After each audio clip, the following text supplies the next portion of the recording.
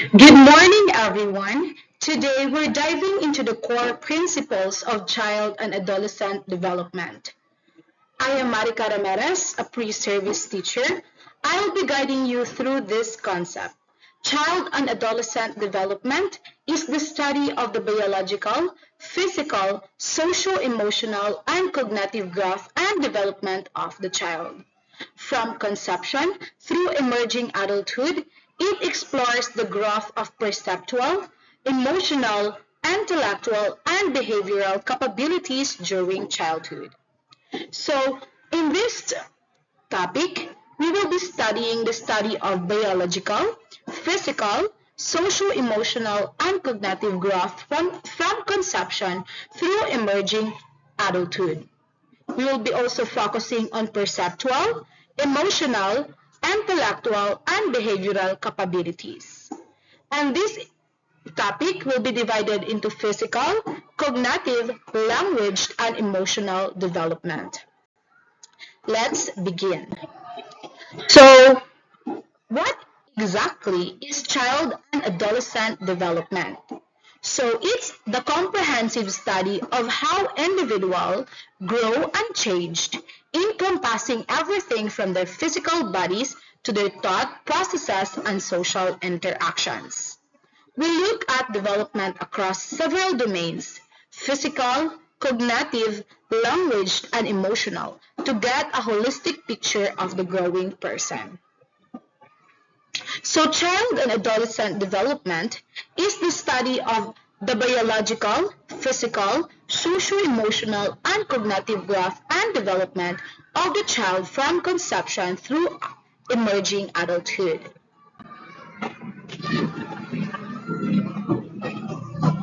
Childhood.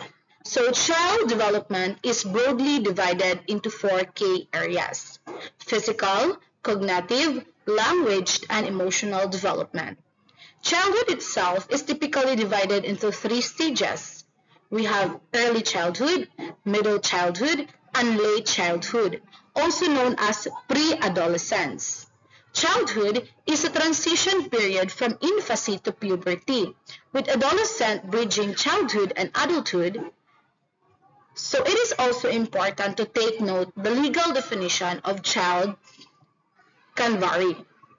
So under Republic Act 7610, a person over 18 may still be considered a child if they are unable to fully care for themselves or protect themselves from abuse, neglect, or exploitation due to a physical or mental disability.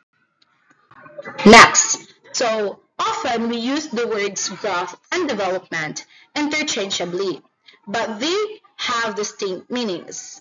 So growth refers to quantitative changes, such as increases in height and weight. So development, on the other hand, is broader. So it encompasses both quantitative and qualitative changes in a person's biological, cognitive, and socio-emotional attributes. So development is a product of both maturity and experiences. So according to Robert Havighurst, introduced the concept of developmental tasks, which are skills and achievements that an individual needs to accomplish at a particular stage of life. So successfully completing this task leads to happiness and success with later tasks, while failure can lead to unhappiness and difficulty. Next, so learning to take solid food. So it is one of the example of infant developmental task. Next is learning to take control. So if the elimination of body waste is an example of a developmental task of an individual under early childhood. So learning to take control. So acquiring a masculine or feminine social rule is a developmental task of adolescence.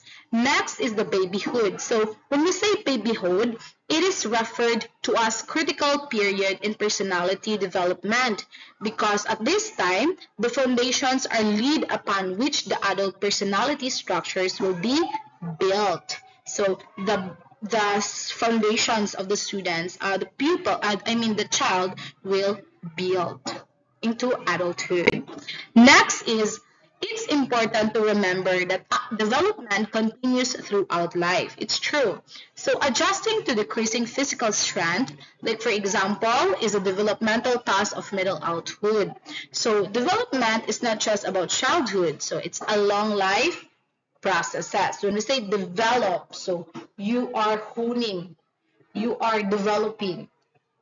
So the quote, men are built not born. So this is created by John Watson. So he highlighted that the significant impact on environmental stimulation on a person's development, our experiences, learning, and interactions with the world around us shape who we become. Next slide is talks about the animism, egocentrism, centration, and seriation. So during the pre-operational stage, children may exhibit animism. So when we say animism, believing in an inanimate objects are alive. And when we say egocentrism, difficulty seeing others' perspectives. So centration and seriation further describe this child development. When a child is able to arrange things according to its physical attribute, such as size, color, and shape, he is displaying seriation. Next slide, it talks about Piaget's formal operational stage. It shows how the learner can think hypothetically. Meanwhile, those in the concrete operational stage can imagine some steps in an algebraic equation. So as opposed to Piaget, Vygotsky emphasizes that language and cognitive processes are interrelated. So Vygotsky also introduces the zone of proximal development, which requires mentorship. Next is the MKO, or the more knowledgeable other. So is someone with more expertise who can provide scaffolding or support to help learners reach their potential. So Erickson's in the intimacy and versus isolation stage of an adult is also tackled. So another key cognitive process is retrieval, where we call stored information. So next slide, it talks about the key concepts or the key steps in memory are first. So sensory registered, then short-term memory, and long-term memory. So there are techniques to improve memory, such as chunking. So there also be problems with memory. One is intellectual disability in those with an IQ of 70 and below. So there's interference which can block memory. Next slide, it talks about on how distribute practice is one learning method where the learner breaks up their sessions rather than cramming all at once. So when a learner breaks up learning sessions rather than cramming information at all once, he is using the distributed practice method as a learning strategy. So distributed practice method. So according to Bronfenbrenner, microsystem states those who have direct contact with a child. So there are different types of systems according to Bronfenbrenner, but I only discussed the micro system. So an example of procedural knowledge is dancing, the myth. So also there can be times where learners get to a learning plateau. So next slide. So critical thinking skills are developed when one suspends their judgment. Furthermore, some issues with development are autism. So a child with an IQ score of 90 is of average intelligence. We must also remember that what Bandura says about his modeling stimuli, which are live models, symbolic models, and verbal descriptions or instructions. Next slide, we talks about Learning from others' experiences. It's called vicarious learning. So you learn from what others experience. Next is the identical twins are more alike than fraternal twins. So this statement is supported by the principles heredity has a part in determining intelligence and characteristics. So I do not explain it further because it is very understandable. So separation anxiety. So what is separation anxiety? It is often experienced by preschool children when they are separated with people who they have a strong personal bond. We also, when we are younger, we experience this one that we want our loved ones na ma-separated ta. So especially karon upod, 'di ba? Na natay mga loved ones. So it's hard to accept na ma-separate sila nato, especially if mulangyaw sila or maadto sila sa abroad or any places. So when one is asked to develop himself to the fullest, trying to satisfy the need for self-actualization according to Maslow. So, next slide. So, signs that a child may have ADHD or the attention deficit hyperactivity disorder include constant tantrums and short attention spans. The cephalocaudal patterns goes from head to toe. This shows that Teacher X is using the lifespan approach, as you can see. So, si Teacher X nag-use siya og lifespan approach. So, there are 3 goals of human development, which is growth, maintenance, and regulation. Next, it's important to remember that not everyone develops at the same rate. Yeah, it's true. So there are 14 principles of different factors we have influencing the learners and learning. So those principles was constructed by the APA. So lastly, play is an essential part of learning that develops different skills. Next, neural connections are established during early childhood.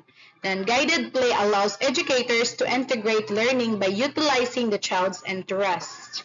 Genetics and heredity, temperament, environment, and nutrition are factors affecting growth and development. Next is emotional intelligence, or the EQ, describes an ability to manage the emotion of oneself, of others, and of groups.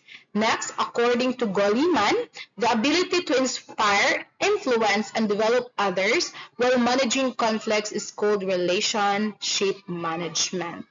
So it is very understandable, so I did not explain it further. Next is emotional self-management is important in teachers, of course. So preschool aged children like associative and cooperative plays. So this type of parenting also affects the children, such as authoritarian parents. Lastly, some students have a naturalistic intelligence. These students may understand fully through the natures, through the environment. Next slide. Finally, if a student is hungry and collapses, that means they did not meet their psychological needs according to Maslow hierarchy of needs. So si Maslow, na siya i-discuss dito hierarchy of needs. Wala siya ladder na needs nato. So every time kuno if we did not eat, then mo hungry ta and then collapses, wala pa ni eat. So it means we did not meet our psychological needs. So these discussions that I've discussed to you, it's from the CBRC Review Center Let book. So I've got the idea that she put that it put there on the book so that you can use it on the questionnaires that I've made. So the questions that I've made also, it's from the CBRC, and that's why I've got there as a source of my topic, their book. There's a test review and test yourself. So the test yourself, the questions, I've also put it on my questionnaire. So now another source of child and adolescent development. Let's proceed. So Piaget's theory of child development. So there are four stages of development. These are sensory motor, pre-operational, concrete, and formal operational stage. So let's discuss it one by one. So the best known human developmental staged model was developed by Jean Piaget, whose ideas became popular in the 1960s. He described four sequential stages of cognitive development from birth to adulthood. Piaget's cognitive theory consists of three building blocks, namely schemas, or building blocks of knowledge, adaptation, processes of equilibrium, assimilation, and accommodation that enables the transition from one stage to another. And next is distinction of four steps of development. These developmental stages include the sensory motor, pre-operational, concrete operational, and formal operational. Sensory motor ages 0 to 2 years old, pre-operational ages 2 to 7 years old, concrete operational ages 7 to 11 years old, formal operational ages 11 years and above. Period. So today, the stages I will discuss it to you, the developmental stages, useful especially to understand the cognitive development of the children. But it has also attracted to criticism, the study of Jean Piaget. So, sensory motor stage. So what is sensory motor stage? So Piaget suggested that the first stage of human development, the sensory motor stage, begins at birth and lasts to 2 years old. When a baby is born, he or she starts to develop both physical and cognitively. Physical abilities include crawling, grasping, and pulling. And as babies develop cognitive skills, they also start to think about their behaviors and react to different stimuli such as noises, movement, and emotions. These aspects are what defines the sensory motor stage, which can be further subdivided into 6 types, namely simple reflexes, primary, secondary, tertiary circular reaction, coordination of reactions, and early representational theories. So I've discussed a while ago the reflexes, the primary, secondary, not all the 6 types of sensory stages, but I discussed one, I think 2 or 3 types there. Then in sensory motor, the students can learn through senses. Through in the discussions, there are 5 senses, right? The sense of touch, sense of smell, sense of sight, sense of taste, and sense of hearing. So some of the sense there belong to the sensory motor stage, which is such as noises, movement, emotions. They can react to that. Their similar can react to that. Next is what is reflex? So reflex is an involuntary reaction that happens automatically without thinking and is prevalent for the first 6 weeks of life. Primary circular reactions occur around 1 to 4 months of age when they realize that they have the ability to repeat a movement such as placing their thumb in their mouth. Secondary circular reactions happen between 4 to 8 months, and the child learns to intentionally repeat an action to get a response in the environment. Mostly reflex. So very understandable, right? Next is coordination of reactions, which include clearly intentional actions, exploring their immediate surroundings, imitating and observe behaviors of others, and recognizing the qualities of objects take place between 8 to 12 months. Then tertiary circular reactions involves trial and error experimentation, especially trying out different sounds or actions as a way of getting attention from a caregiver. At 12 to 18 months of age in the final sensory motor substage, early representational thought children become aware of mental operations and begin to develop symbols represents events of objects in the world. Next stage is pre-operational stage. The stage of child development, the pre-operational stage, lasts from 2 years old to the age of 7. During this period, children starts to walk and begin to engage in symbolic play, during during which they learn to manipulate symbols. Yet, Piaget argued they do not understand concrete logic, cannot mentally manipulate information, and are unable to take the point of view of other people, which he termed egocentrism. They use pretending in play activities by using objects to represent something else and assuming others' rules. During this time, few children showed an understanding of conservation or the ability to determine that a certain quality will remain the same despite adjusting of the color, shape, or apparent size. Muna siya pre-operational stage. Next is the concrete operational stage. So again, ang pre-operational stage are more on the objects. Next is the concrete operational stage. So Piaget called the third developmental stage the concrete operational stage, which spans from 7 to 12 years old. The main characteristics of the concrete operational stage are a better understanding of mental operations, such as thinking logically about concrete events, and an awareness that actions can be reversed. However, they still have difficulty understanding abstract or hypothetical concepts. At his time, their understanding of conservation develops and marked egocentrism disappears. Next slide, it talks about the formal operational stage.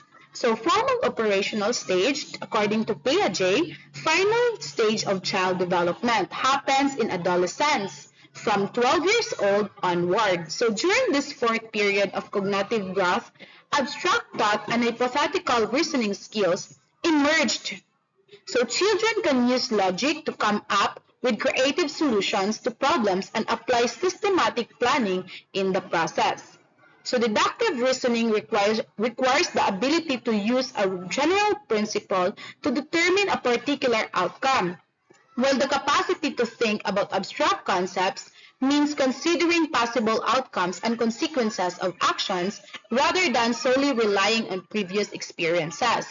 Also, instead of depending on trial and error to solve problems, teens are able to create organized and systematic approach to achieve the same. What is the criticism of Piaget theory? So, more recent post-formal development models criticize the fact that Piaget model does not cover adult cognitive development. So mostly, Piaget model assumes that thinking changes how in adolescent and early adulthood until recently even. So it has been believed that adulthood brings along a steady decline of cognitive capability. So this is just illogical and definitely not correct, but has shaped education and leadership development approaches of adults for many decades. So the theory of Piaget helps us also understanding the stages, the development of the students from 0 to 12 and above years old. So it's helped us to think and to shape education and to develop the leaderships and how to adjust the changes from the child to adulthood. Also, there is an unclear association between cognitive and intellectual abilities. Piaget theory largely overlooks effects of cultural, social, and other contextual influences. The identification of distinct stages is oversimplified and assumes that same level of cognitive operations in all areas of functioning of any individual at a time. It also diminishes the impact of ego development and other psychological phenomena on cognitive processes, an issue that causes a failure to adequately account for dysfunctional behavior and psychological disturbances Generally, no explanation is provided for a quality differences in cognitive capacity between two persons the same age. Piaget also assumed that individuals will automatically transcend to the next stage as they aged, with the meaning of age generally defining developmental and social status. This is a fundamental flaw, especially when considering adult cognitive development. So, contrary to earlier beliefs, children are not alike little adults, with only incremental differences in physical abilities, skills, and intelligence. Of course, it's true. So their connective structures and thinking patterns are vastly different. So thus, as a first step, several researchers expanded Piaget model to cover the whole lifespan, including the various adult stages development, which is outside the scope of this concept. So because of this a lack of the theory of the Piaget model, they they expand the model of Piaget. But the model of Piaget help us to think critically on how the child being developed. However, Piaget model remains useful to explain cognitive stages in child development, especially as he applied the concept of schema to an understanding of the development of learning in children. Piaget defined schema as the child's mental representation of an associated set of perceptions, ideas, and or behavior that form the basic building block of thinking. With the development of cognitive abilities, new schemata are constructed, while existing schemata are more efficiently organized to better adapt to the environment. Piaget also noted that an individual has the tendency to interpret new events about existing schemata, rather than adapting or forming new ones. Therefore, the model describes how a child's views and beliefs about himself, others, and the world builds over time until it becomes relatively finally late adolescent and plays a determining role in person's emotions, thoughts, and behavior. Next, let's discuss the Erikson psychosocial stages of human life. It starts from the infancy, early childhood, preschool, school age, adolescent, young adulthood, middle adulthood, and until maturity. So let's discuss it one by one. So in the late 1950s, Erik Erikson proposed a psychoanalytic theory of psychosocial development comprising 8 stages from infancy to adulthood that was greatly influenced by Freud's ideas of personality structure. So this is the figure that we may able to understand the concept of Erik Erikson theory. So it starts from stages 1 to 8. So in stage 1, the psychosocial crisis is trust versus mistrust, basic virtue hope, infancy aged 0 to 1 and 1/2. Next stages 2, autonomy versus shame, basic virtue will, early childhood to 1 to 1/2 to 3 years old. 3, initiative versus guilt, purpose, play age 3 to 5, industry versus inferiority, competency, basic virtue, school aged 5 to 12. Stage 5, ego identity versus rule confusion, basic virtue fidelity, aged adolescents 12 to 18 years old. And then stage 6, intimacy versus isolation, basic virtue love, and ages 18 to 40, young adult. Stage 7, generativity versus stagnation, basic virtue care, ages 40 to 65, adulthood. And the last stage is the number 8, which is the ego integrity versus despair, psychosocial crisis. And basic virtue is wisdom, ages 80, 65 and above, and maturity. So, different from Freud, Erikson emphasized the role of culture and society and the conflicts that can take place with the ego itself, rather than focusing on the conflict between the ID and the superego. He argued that the ego develops as it successfully resolves crises that are social in nature. which involves developing a sense of trust in others and identity in society. As such, Erikson believed that personality develops in a predetermined order where each of the eight stages builds upon the previous one. So the successful acquisition of the skills in each stage reflects a healthy personality, while failure implies the reduced ability to complete further stages and a more unhealthy personality and sense of self. The stage involves a crisis of trust and mistrust. So let's discuss the hope, trust versus mistrust, oral sensory, emphasis 0 to 2 years old. So in the first year or so of life, the child forms an idea whether the world is a safe place or filled with unpredictable and unpleasant events, trying to resolve their feelings of uncertainty. So these concepts, the infant look for toward their primary caregiver for stability, safety, and consistency of care. If these qualities are present, the child feels secure and able to have healthy relationship with others. By developing a sense of trust, the child acquires the virtue of hope instead of developing a fear of others and future, which is associated with trait anxiety and mistrust. Next is purpose, initiative versus guilt. Locomotor, genital, preschool, 4 to 5 years old. So, in the preschool years, children need to begin asserting control and power over their environment, so which leads to a sense of purpose. If met with approval, too much power and an inability to adjust will result in negative feedback from others that causes guilt or denial that can lead to paralysis and inhibition or overcompensation and showing off. So the act of successful initiative adds to autonomy the quality of planning and executing with approval. Next is competency, industry versus inferiority, or latency, school-aged 5 to 12 years old. So in the pre-adolescent, school-aged years, children learn to cope with social and academic demands and to use the fundamentals of technology to achieve their goals.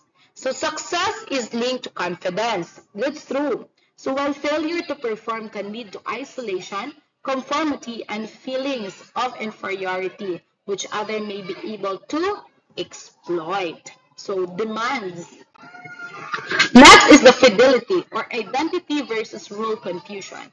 Adolescent 13 to 19 years old. So in the adolescent period, teens develop a sense of self and personal identity in the context of individual and group roles and responsibilities. Success in this stage means a stable and confident self-image. Otherwise, role confusion and a weak sense of self are likely. A lack of ego identity can lead to a diffusion thereof, where the adolescent struggles to fit in while remaining true to themselves. Struggles. Next, the final three stages cover adulthood, namely love, intimacy versus isolation, early adulthood, 20 to 39 years, 7, care, generativity versus stagnation, adulthood, 40 to 64 years old, and 8, wisdom, ego, integrity versus despair, maturity, 65 to death. So these are also outside the scope of a discussion about child and adolescent development, although some aspect of romantic relationship, the need to make one's life count, and reflecting on the meaning of life can occur earlier in life depending on responsibility of adolescent. Next, let's proceed to Watson behaviorism theory. So let's proceed on how the human behave, or how the child and adolescent behave according to Watson theory. The behavioral analysis of child development originates from John B. Watson, study of behaviorism, which specifically looked at conditioning as a primary factor, closely related to learning theory. Behaviorism focuses on observable behaviors and is broken into two areas of conditioning, classical and operant conditioning, as I've discussed earlier. So the core premises of behavioral developmental theories is that children interaction with their environment influences their behavior. That's true, as they react to real and or anticipated rewards, punishment, stimuli, and reinforcement. So unlike most other developmental theories, no consideration is given to internal experiences such as thoughts or feelings. Instead, the formal only on how experience shapes behavior through mechanical of conditioning. Next, what is classical conditioning? So, according to Watson, proposed that the process of classical conditioning was able to explain all aspects of human psychology. For example, speech and emotions were responses based on external stimuli. In his 1924 book titled Behaviorism, he famously stated, "Give me a dozen healthy infants, will form in my own specified world to bring them up, and I guarantee to take any one of at random and train him to become any type of specialist. I might select doctor, lawyer, artist, merchant, chief, and yet even bigger man and thief, regardless of his talents, personalities, tendencies, abilities, vocations, and the race of his ancestors." So, based on Pavlov's experimental observations, Watson proposed that an unconditioned stimulus produce an unconditioned response, but after repetition, both become conditioned, thereby creating a conditioned response after association with previous outcomes.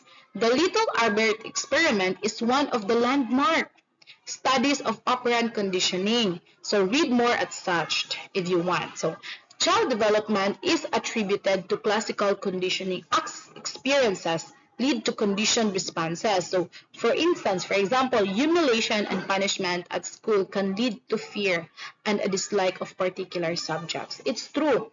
If you as a teachers, if you humiliate and punish the students in regards with their conditions, it will lead to failing, it will lead to absences. Next is, what is operant conditioning? Operant conditioning is another form of learning whereby the child changes his or her behavior because of the consequences so that she has encountered in previous similar situations. The result may be positive, thereby reinforcing the desired behavior, or negative, which discourages. So, in operant conditioning, it is very important to to um, to to adapt on the child's behavior and how to transform their changes behavior, the consequences, the situations of their behavior. So the results may be according to Skinner, is regarded as the father of the term operant conditioning. He said that he also distinguished between positive and negative reinforcement, determined by punishment and reward. Therefore, the expected outcomes of the intentions behavior shapes and modifies a child's behavior. So, according to Skinner, there are different types of reinforcement. The positive reinforcement, the sandwich method, the rewards method, or the punishment method, like exit and exit enter method, where unable to get the attention of the students, the behavior of the students to go to school every day and to help them to be more specified, to be more interested on what they are doing. So it is very crucial. It is very important as a teachers to know the different conditioning, the different reinforcement. We must also consider how to address and how to adapt, how to create, and how to plan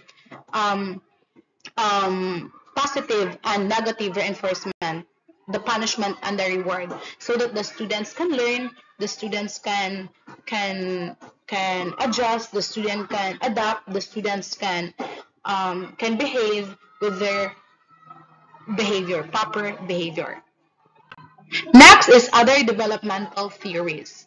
So Albert Bandura's social learning theory followed after Skinner's theory of operant conditioning, upon which it was based, but he added two important concepts, namely the mediating processes occur between stimuli and responses, and the behavior is learned from the environment through the process of observational learning. So Bandura proposed that mental processes are involved in learning rather than imitation of or an automatic response. So the four mediational process suggested by Bandura are attention, memory, ability to reproduce the behavior, and motivation to proper the behavior. Albert Bandura. Lee Vygotsky's socio-cultural theory of the development. So he proposes learning as a social processes in the context of a person's society and culture. As such, social interaction plays a fundamental role in cognitive development. So, in his books entitled Social Development Theory, it was published on 1978. He wrote there that every function in the child's cultural development appears twice. First is on the social level and later on the individual level. First, between people, enter psychological, and then inside the child, if we call it intra-psychological. So this implies equally to voluntary attention, to logical memory, and to the formation concept. So all the higher functions originate as a relationship between individuals. So it is very important to know the culture, the child's cultural development, the family background, the situations, the locations, and etc. Therefore, according to Vygotsky, it says there that all children were born with fundamental biological constraints, but the cultural belief and the attitudes in which they develop provide the tools to adapt their basic mental abilities to allow for optimal learning. So next is Freud's psychoanalytic. So from Freud's psychoanalytic, it says there that child developmental theories stress the importance of childhood events and experiences, but emphasize psychosexual development relating to psychological dysfunctions rather than normal functioning. So Freud identified the psychosexual stages as oral, anal, phallic, latency, and genital, through which he argued and progresses through with the passage of time. Each linkages different sources of pleasure. So I've discussed this a while ago, the latency, but not all.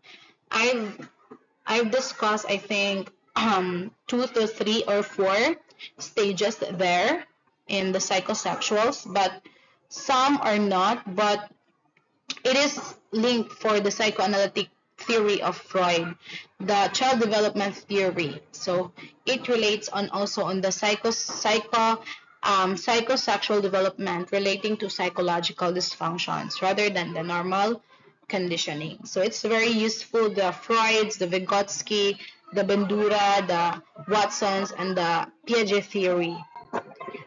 So all this theory put together offer a valuable perspective on child development in various aspects, including cultural, social, cognitive, and attachment so that the understanding can help adults recognize children's individual needs and abilities and provide special education where required. So all this theory, if you put it together, it is very helpful on the students. So sum it up, I will discuss some to sum it all.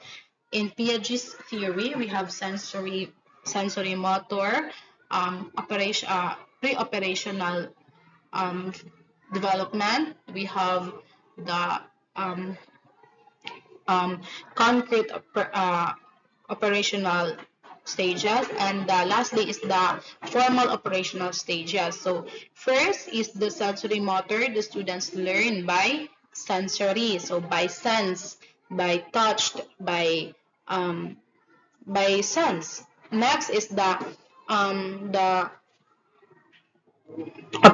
pre-operational theory, which the students um, learned through objects, through holding the objects or through objects itself. Like she will examples, she will put objects a name. Next is the concrete operational stages, where the students develop logical abstract thinking skills. And next is the formal operational stage, where students can handle stress, can handle can plan, can can create, construct ideas um, effectively. And let's proceed to the to Eric Erikson. So according to Eric Erikson, we have different needs so that we must to acquire in ourselves. Yeah, it's true. We have different needs: social, emotional, physical, and um, emotional needs. So we must psychoanalytical needs. So we must adapt those needs so that we may able to function well, to adjust well, and to have a better life. Next is we have other theories again. So it is very important. Also, I will add something from this discussion. So I would love to discuss child and adolescent development, because the reason of that is because as we pre-service teacher, it is very important for us to know the varying needs, the varying, especially our students have different ages, different background, different skills, different everything. So we must also know how to address, how to help them on their needs, on how to to be able to hone them, to able to form them on a very good one. So this topic it is very understandable that we must recognize everyone's the child's needs and abilities for us to teach them, and to so that they will learn effectively. And my discussions was very my discussion was very understandable and very very very very very very understandable. So that's all my questions. So if you have questions or clarifications or queries, or that anything that I've discussed, you please don't hesitate to ask me. You could ask me, and I'm looking forward to to share it with you, the child and adolescent development. So as my pre-service teachers, thank you for watching. Thank you for watching my videos. Thank you for looking at my videos. So if you have something to add on, by the way, I have something to share.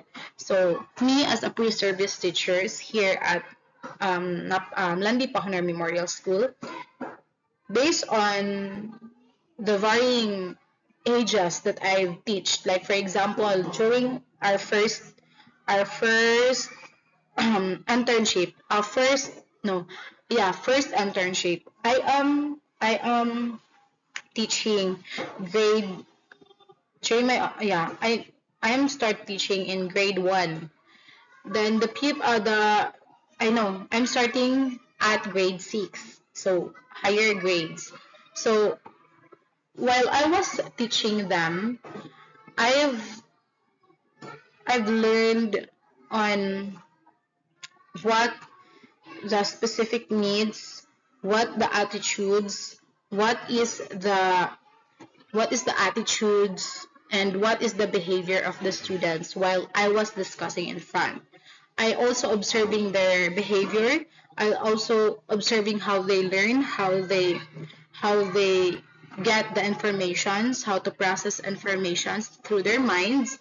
I also I also I also observing them on their ages, the level of their capabilities, and I'm also differentiating the students. But based on my observations, it is essential to determine the not just the ages, but also how the family background of the students, how they behave. Because one of my students there, um, it's very, I think it's very abusive students, not just abusive students, but she has an authoritarian parent. So I've discussed it earlier. So now he has an authoritarian parents where the parents can control the the aggressiveness of the students. The parents can like deadma like in Aron. So the students didn't want to open up. I talk to the students like why are you like that, why I know what's your family background, the age and everything, but he didn't want um to to explain it to me. I don't know why, but I didn't push him to explain it.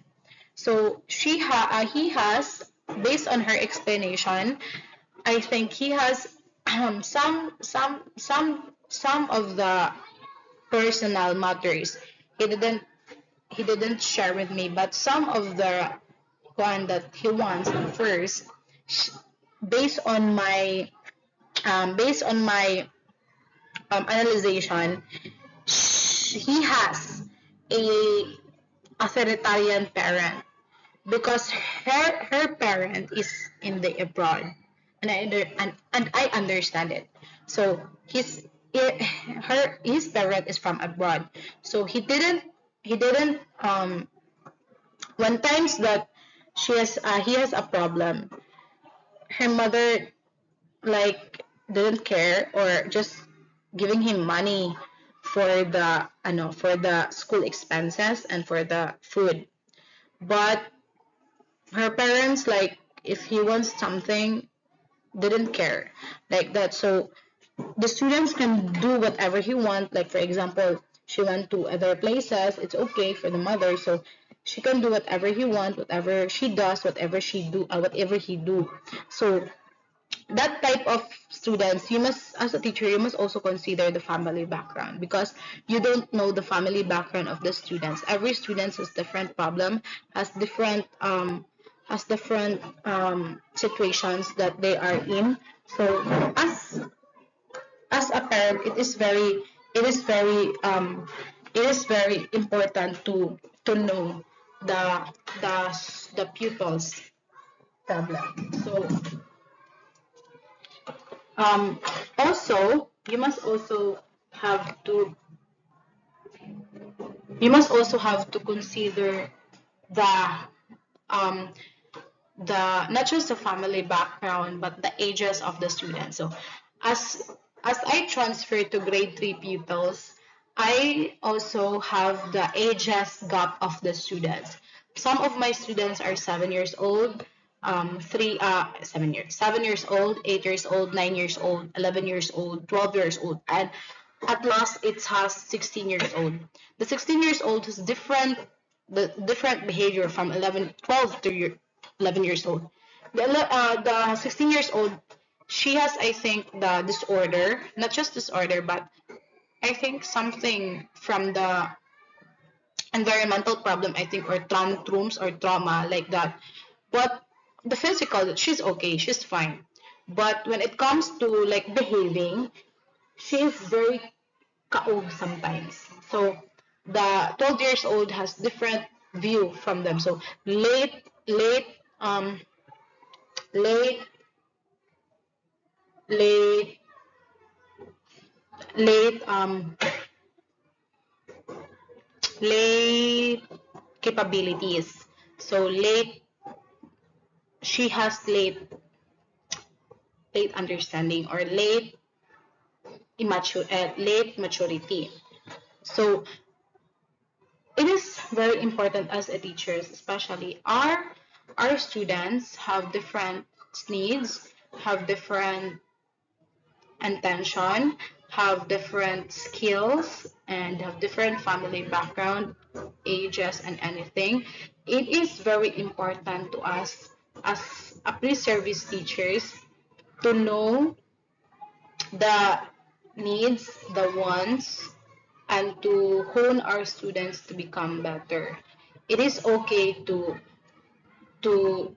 advise. It is okay to advise as long as it's positive advice, and it is okay to have negative reinforcement as long it's negative. As long as it is a good negative reinforcement. Like you will go for sandwich method, like good bad good bad good bad.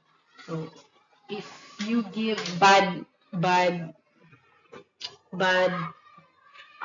sayings, you also have to say the good things, the good part of him. So this child and adolescent development, it is very important for us to understand fully, because we must, some of us, not just some of us, but some of the teachers may not consider the ages of the student. Like, we must also think critically that our students are not the same as with us. Like, we must um gain into not super high expectation of our students, as long as our expectations are are grabbable, or like our expectations are very are very adaptable to our students, not just the expectations that we want from the students. If the students um cannot do the expectations that you want. So in child and adolescent development also, it is very important also to know our the ages, also important, the stages of the students also, for us to know what strategies or what things that our students may learn based on their ages. Like for example, we could adapt to um excuse me to John Piaget theory. So if we're teaching 5 years old, why not we use the basic concepts, the basic kanang activity, the activity that is very engaging. Then when we are in the grade 6, why not we hone their critical thinking skills. We give activity that would boost their confidence on doing something, to solve problems, planning, and everything. So also the theories, when we are teaching, we must also to have a theory. Theory means something that we rely on when we do the activity based on the ages of the students. So hope you understand my discussion about child and adolescent. It is very quite good topic to know, to understand fully, for us to create and to have a good strategies, like to have a method, approaches that we use to help our students learn. So the, I also know that every stages of our life, there's an also changes. Like for example, when you are 6 years old, it's different from you now as 15 years old. So there is a changes. So you must have to grasp the changes, because we are in the environmental. We are now um in the in the life of um in the life of one of our environment, captivating our environment. Again, that's all my topic about child and adolescent development from Piaget theory, and lastly from the other theories. So if you have any questions, clarifications, queries, anything to provide on, and you please don't hesitate to ask me, and I'm looking forward to have a great year together. So once again, thank you for watching my pre-service teachers on my video. Hope you understand and gain something on my video. Thank you for watching and goodbye. Thank you. Hope you like it and hope you enjoy. Thank you for watching again.